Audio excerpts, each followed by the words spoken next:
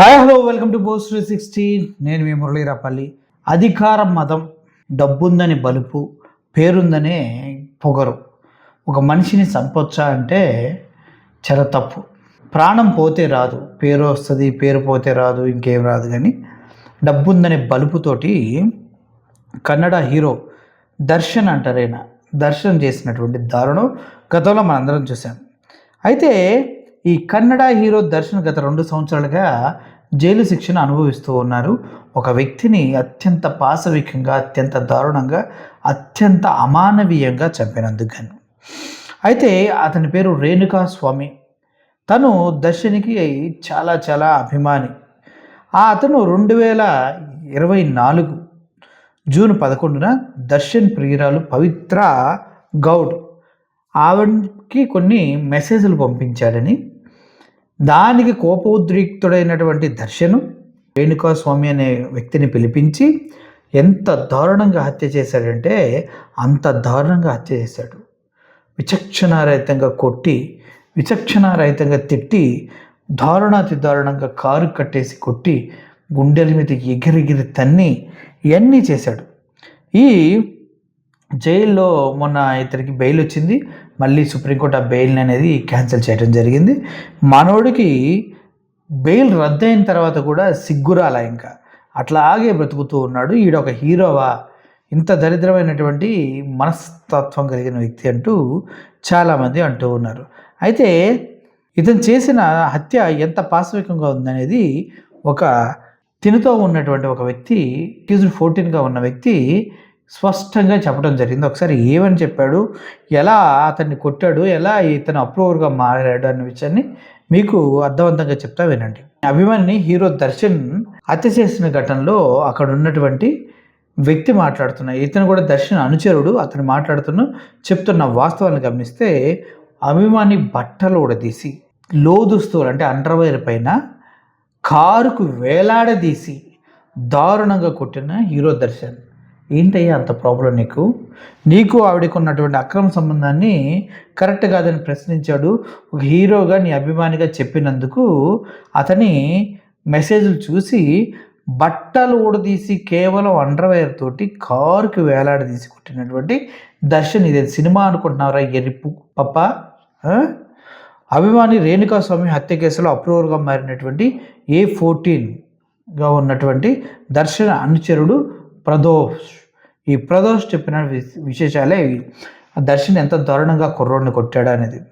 పవిత్ర గౌడ్ మెసేజ్లు పంపించిన రేణుకా స్వామిని బూతులతో దూషిస్తూ తల నుంచి రక్తం వచ్చేలాగా కొట్టిన మన దర్శన్, నువ్వు నా గర్ల్ ఫ్రెండ్కి మెసేజ్లు పంపిస్తావా పవిత్రకి అంటూ తలకి రక్తం వచ్చేలా కొట్టాడంట, బూతులు తిట్టుకుంటూ. ఆ తర్వాత దర్శన్ కాల్ చేయగా ఘటనా స్థలానికి చేరుకున్న రేణుకా స్వామిని చెప్పుతో కొట్టిన పవిత్ర గౌడ్ రక్తం మడుగులో ఆడ పడి ఉండి నానా ఇబ్బందులు పడి అరుస్తూ ఉంటే ఫోన్ చేసి ఈ పవిత్ర అనే ఒక హీరోయిన్ని పిలిపిస్తే ఆవిడ పవిత్ర గౌడ్ అనే ఆవిడ అక్కడికి వచ్చి రేణుకా స్వామిని చెప్పుతో కొట్టిందంట. అంటే హీరోయిజం, నేను ఇప్పుడు ఇక్కడ నీ కోసం ఒకరిని తీసుకొచ్చి కొడుతున్నాను, నువ్వు కూడా రా, నీకు మెసేజ్లు పెట్టాడుగా, నువ్వు కూడా ఒక రౌండ్ వేసుకో అంటే ఆమె వచ్చి అతన్ని చెప్పుతో కొట్టింది. రేణుకా స్వామిని అండర్వేర్ మీద టాటా ఏస్కి వేలాడదీసి నైలాన్ తాడుతో విచక్షణారహితంగా కొట్టాడు. టాటా ఏస్ ఆటోలు ఉంటాయి కదా, దానికి అండర్వేర్ మీద వేలాడదీసి, అంటే తల కిందగా వేలాడదీసి నైలాన్ తాడుతోటి విచక్షణారహితంగా కొట్టాడంట. అన్నం నీళ్ళు ఇచ్చిన తర్వాత, అన్నం నీళ్ళు పెట్టిన తర్వాత ఛాతి మెడపైన కాలుతో గట్టిగా తన్నిన దర్శన్. ఆకలేస్తుంది అంటే అన్నం పెట్టి ఛాతికి ఇక్కడ మెడపైన గట్టిగా తన్నాడంట కాలుతోటి. దాంతో స్పృహ తప్పి పడిపోయినటువంటి రేణుకా స్వామి ఎంత కొట్టి ఎంత హింసించారో కదా. ఒక వ్యక్తిని అమానవీయంగా, విచక్షణారహితంగా కొట్టి చెప్పులతో బట్టలు తీసి వేలాడదీసి అన్నం తింటుండగా ఎగిరి మెడపైన గొంతు పైన తొక్కితే స్పృహ కోల్పోయిన రేణుకా స్వామి. ఆ తర్వాత రేణుకా స్వామి ఛాతిపై నిలబడి తొక్కేందుకు ప్రయత్నించిన సుదర్శన్ స్పృహ కోల్పోయి పడిపోయినా అసలు ఆలోచించలా, ఈ మనిషి కాదు, ఈ నా కొడుకు జంతు వీడి హీరోవా, వీడిని మనం పక్కన పెట్టుకుని హీరో అని వీడి సినిమాలు చూస్తున్నావా? ఇంత మృగంలో బిహేవ్ చేశాడు చెత్త నాయలుగాడు. తినేవాడిని గుండెల మీద మెడపైన తన్నడం ఏంటి? స్పృహ కోల్పోయి పడిపోతే వాడి గుండెల మీద ఎక్కి తొక్కడం ఏంటి? మనిషి పుట్టిన ఏ చొక్కడికైనా ఇట్లా చేస్తాడా? జరిగిన తర్వాత మనోడు ఆ సమయంలో దర్శన్ పక్కకు లాగి రేణుకాస్వామి చనిపోయినట్లుగా గుర్తించానని విచారణలో తెలిపినటువంటి అనుచరుడు ప్రదోష్ ఆ గుండెల మీద ఎక్కి తొక్కుతూ ఉంటే వాడిని పక్కకు లాగి వీడు చనిపోయాడని చెప్పినటువంటి ప్రదోష్. అతనే ఇప్పుడు A14గా ఉన్న వ్యక్తి ఇతనే. అయినా కూడా చూడండి ఏంటంటే హత్య విషయాన్ని సెటిల్మెంట్ చేయకపోతే దర్శన్ గన్నుతో కాల్చుకొని చనిపోతానని అన్నాడు. ఇది ఏ వ్యక్తి పరిస్థితుల్లో దీన్ని సెటిల్ చేయలేదంటే నేనే గన్నుతో కాల్చుకొని చచ్చిపోతానని దర్శన్ గారు బ్లాక్మెయిల్ చేశాడంట.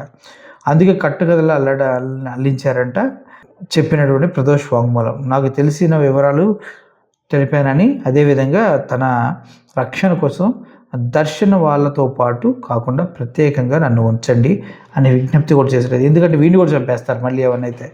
ఇంత అమానవీయంగా, ఇంత పాశవికంగా నా హీరో నా కొడుకు ఒక వ్యక్తిని చంపేశాడు.